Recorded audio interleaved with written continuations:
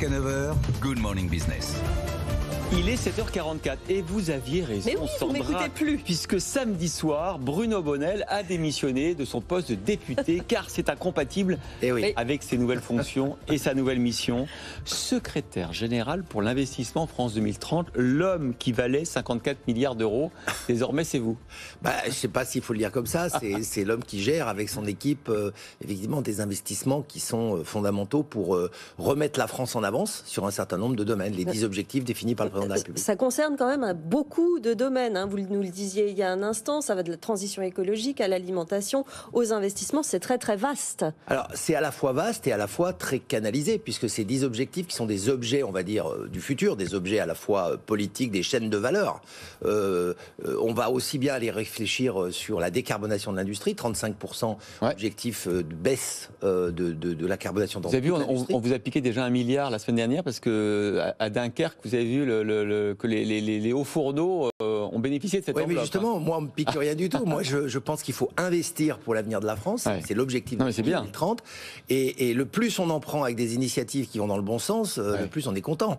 Donc, je crois qu'il faut bien comprendre qu'il y a des secteurs, on est dans pleine révolution, en pleine transition énergétique, mais également de process. Vous parliez de ce qui se passe chez Arcelor à Dunkerque, c'est qu'ils changent le process industriel. Et en changeant ce process industriel, ils décarbonent. Donc c'est pas juste faire des économies d'énergie, c'est aussi changer les process. Ce qui est intéressant quand même, Bruno Bonnell, donc cette mission, vous l'avez acceptée, vous avez même été nommé en Conseil des ministres pour ça. Ce qui est intéressant, c'est que on parle de subventions publiques notamment, on parle d'efforts dans la R&D, mais aussi de subventions publiques.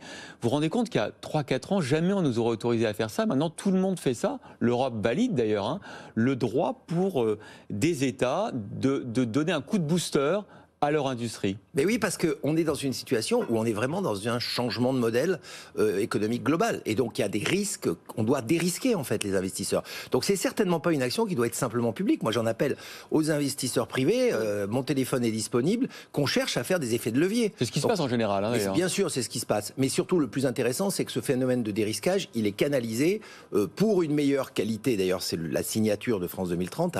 C'est mieux vivre, mieux produire, mieux comprendre. Donc, véritablement, aller vers une meilleure qualité globalement de la vie pour tout le monde par le progrès. Il va aussi falloir gérer la façon dont sont coordonnées les choses au niveau des régions. Par exemple, c'est une nouvelle façon de travailler dans son ensemble. Alors, c'est en tout cas un engagement, plutôt que de parler en contrepartie sans arrêt, combien tu me fais d'emplois si je te donne tant, etc. C'est plutôt engageons-nous ensemble dans l'équipe de France 2030. Donc les régions, tous les territoires, d'ailleurs on dit les régions, mais on peut descendre jusqu'à le territoire communal. Toutes les régions sont impliquées dans ce phénomène. Et je pense que c'est ça qui est véritablement nouveau. Quand on a fait le comité de lancement avec le Premier ministre, il y avait autour de la table aussi bien des représentants des maires, des régions, des villes, mais aussi des organisations syndicales, patronales et syndicales, pour dire, attendez, c'est l'équipe de France 2030 qui doit gagner. C'est pas un peu trop d'intervenants, ce millefeuille administratif, vous l'avez dit, vous venez de le dire, les régions qui ont un rôle économique, les départements qui mettent leur grain de sel, les communes, vous, est-ce qu'il ne faut pas simplifier tout ça? Alors écoutez, moi je viens du monde de l'entreprise et je disais comme tout le monde, oh là là, la bureaucratie, c'est fatigant. Alors bien sûr qu'il faut simplifier, et je ne vais pas vous dire qu'il y a des process qui sont certainement à alléger. Mais dans la réalité, il ne faut pas oublier que les milliards dont on parle, ils doivent être gérés, c'est l'argent de l'État, c'est l'argent des Français.